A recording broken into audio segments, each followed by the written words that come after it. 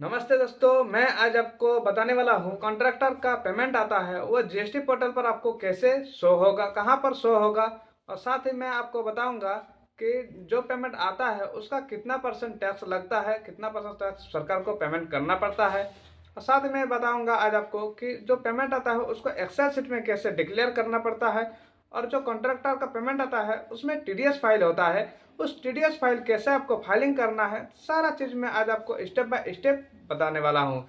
तो वीडियो थोड़ा सा लंबा होगा लेकिन वीडियो में पूरा डिटेल के साथ मैं आपको आज बताने वाला हूँ। तो चलिए मैं वीडियो को शुरू करता हूँ। वीडियो शुरू करने से पहले यदि वीडियो को अच्छा लगे तो एक लाइक जरूर से कर दीजिएगा। चैनल में नए तो चैनल को सब्सक्राइब करके बेल आइकन पर ऑल प्रेस कर दीजिएगा, ताकि इसी तरह इन्फॉर्मेशन वीडियो सबसे पहले आप तक पहुँचे। और यदि आप इंस्टाग्राम और फेसबुक पर भी ये वीडियो देख रहे हैं तो चैनल को जरूर से फॉलो कर लीजिएगा। चलिए मैं वीडियो को शुरू करता हूँ। तो चलिए मैं आपको ले चलता हूँ कंप्यूटर के स्क्रीन पर। मैं आ गया हूँ कंप्यूटर स्क्रीन पर। तो सबसे पहले आपको जीएसटी पोर्टल पर आ जाना होगा। सिंपली सर्विस वाला ऑप्शन पर आपको आ जाना होगा। उसके बाद सिंपल आपको रिटर्न पर आ जाना है और रिटर्न पर आके आपको यहाँ पर मिल जाएगा TDS and TCS credit received. Simple आपको उस पर क्लिक कर देना होगा। जैसे ही आप टीडीएस टीसीएस पर क्लिक करते हैं तो आपके सामने कुछ इस तरह इंटरफेस ओपन हो जाएगा। यहाँ पर आपका पूछा जाएगा पीरियड में यानी कि कौन सा मंथ में आपका पेमेंट आया है। तो मैं अभी थर्ड क्वार्टर फाइलिंग करूंगा। तो थर्ड क्वार्टर में आता है अक्टूबर, नवंबर और दिसंबर। तो तीनों महीना को आपको अच्छा से चेक कर लेना होगा। यदि आपका मंथली है, मंथली वाइज आपको चेक करना होगा। और यदि क्वार्टर में रिटर्न फाइलिंग होता है तो 3 महीना का आपको चेक करके पड़ेगा। तो मैं अक्टूबर, नवंबर और दिसंबर चेक कर लेता हूँ। सबसे पहले मैं अक्टूबर पर क्लिक कर देता हूँ। सिंपली इस पर आपको क्लिक कर देना होगा। आपको मिल जाएगा टीडीएस क्रेडिट रिसीव्ड। तो इस पर सिंपल आपको क्लिक कर देना होगा। कॉन्ट्रैक्टर का जितना भी पेमेंट आता है वो टीडीएस क्रेडिट रिसीव पर ही आता है। तो यहाँ पर आपको क्लिक करके चेकआउट कर लेना होगा। तो यहाँ पर आप देख पा रहे हैं कि मेरा जो पेमेंट आया है यहाँ पर 4,21,767 रुपये पेमेंट आया है। कहाँ से आया है? रूरल डेवलपमेंट स्पेशल डिवीजन से आया है। तो ये जो पेमेंट आया है इसको आपको पहले तो एक्सेल शीट में आपको उतारना होगा। कैसे आपको एक्सेल शीट में उतारना होगा, चलिए मैं आपको एक्सेल शीट खोल के दिखा देता हूँ। तो मैं यहाँ पर एक्सेल शीट पर आ गया हूँ। यहाँ पर एक्सेल शीट में पेमेंट आया है उसका नाम ले लिए हैं, उसका जीएसटी नंबर ले लिए हैं और कितना पेमेंट आया है वो भी मैं यहाँ पर लिख लेता हूँ। यहाँ पर आया है 4,21,767 रुपया। टैक्सेबल वैल्यू है ये 4,21,767 रुपया। तो आपको भी ये टैक्सेबल वैल्यू पर ही ऐड करना है। कॉन्ट्रैक्टर का जितना भी पेमेंट आता है उसका 18% आपको जीएसटी पेमेंट करना पड़ता है। तो यहाँ पर मैं देख पा रहे हैं आप, मैं डाल दिया हूँ 4,21,767 रुपया। इसका 18%, 9% CGST 9% और SGST 9% पर हम डिवाइड करके रखे हुए हैं। उसके बाद आप राउंड अप में जो आपका रहेगा वो आप राउंड अप कर लीजिएगा। तो टोटल वैल्यू हो गया 4,97,685 रुपया। तो इसी तरह आपको भी अपना कॉन्ट्रैक्टर का जितना भी पेमेंट आएगा इस तरह आपको अपना एक्सेल शीट में उतार लेना होगा। उसके बाद आपको फिर से आ जाना होगा जीएसटी के पोर्टल पर। उसके बाद सिंपल आपको आ जाना है टीडीएस टीसीएस पर। दूसरा जो मंथ है नवंबर और दिसंबर वो भी आपको चेक कर लेना होगा। तो मैं इस बार नेक्स्ट मंथ पर क्लिक करूंगा यानी कि नवंबर पर, और सिंपली टीडीएस एंड टीसीएस पर क्लिक कर देंगे।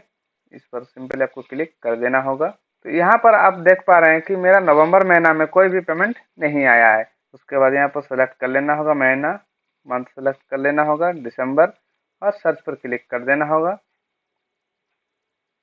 उसके बाद फिर से आपको टीडीएस टीसीएस पर क्लिक कर देना होगा, टीडीएस क्रेडिट रिसीव पर क्लिक कर देना होगा।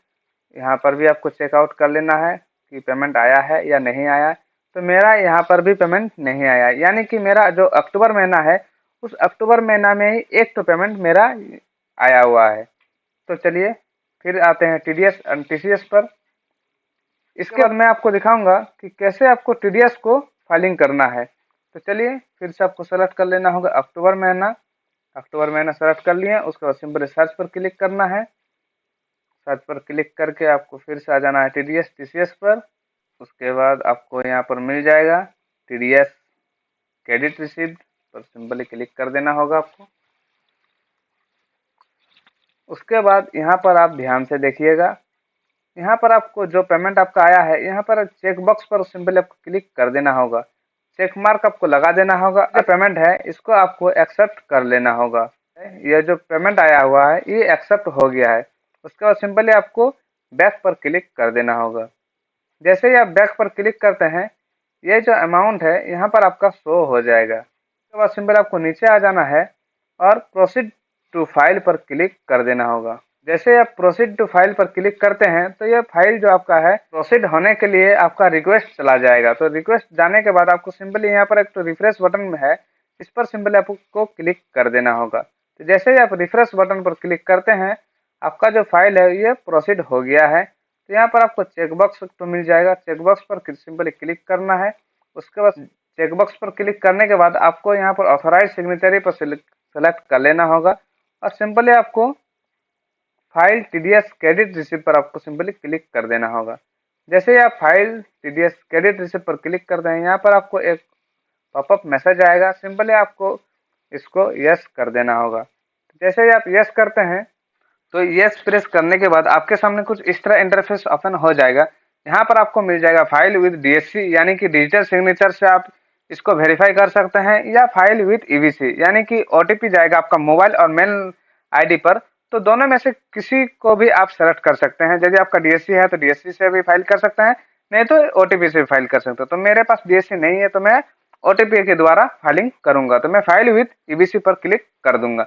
जैसे ही आप फाइल विद ईवीसी पर क्लिक करते हैं, आपके रजिस्टर्ड मोबाइल नंबर और मेल आईडी दोनों पर ओटीपी जाएगा। तो उस ओटीपी को आपको यहाँ पर डाल देना होगा। चलिए मैं फटाफट ओटीपी को फिलअप कर देता हूँ। यहाँ पर आपको ओटीपी डाल के सिंपली वेरीफाई पर क्लिक कर देना होगा। जैसे ही आप वेरीफाई पर क्लिक करते हैं, आपका जो टीडीएस फाइल है ये आपका फाइल हो जाएगा। तो यहाँ पर आप देख पा रहे हैं कि आपका जो टीडीएस फाइल है यहाँ सक्सेसफुली फाइल हो गया है। ये जो आपका अमाउंट था, जो कि पेमेंट का 1% दिखा रहा था CGST और SGST में, वो पेमेंट आपका कैश क्रेडिट लेजर में आपको शो हो जाएगा। चलिए मैं आपको दिखा देता हूँ। तो यहाँ पर फिर से आपको आ जाना है वो डैशबोर्ड पर। तो यहाँ पर आप देख पा रहे हैं कि जो आपका 1% TDS कटा था, वो TDS का अमाउंट यहाँ पर आपका आ गया CGST और SGST में। तो आप भी इसी तरह अपना TDS फाइल को कर सकते हैं। TDS फाइलिंग करने के बाद आपको GSTR 1 लगाना पड़ता है। तो GSTR 1 आपको कैसे लगाना है तो नेक्स्ट वीडियो में मैं आपको बता दूंगा। नेक्स्ट वीडियो में मैं आपको GSTR 1 डाल दूंगा। उसके बाद वाला वीडियो में GSTR 3 भी यानी कि कॉन्ट्रैक्टर का जो GST रिटर्न होता है वो मैं स्टेप बाय स्टेप आपको वीडियो देता रहूँगा। तो चैनल को जल्दी से सब्सक्राइब कर लीजिए। यदि फेसबुक और इंस्टाग्राम से देख रहे हैं तो चैनल को फॉलो कर लीजिए और बेल आइकन पर ऑल प्रेस कर देगा, ताकि इसी तरह इन्फॉर्मेशन वीडियो सबसे पहले आप तक पहुंचे। फिर मिलते हैं हम लोग नेक्स्ट वीडियो में। तब तक के लिए जय हिंद, वंदे मातरम, थैंक यू।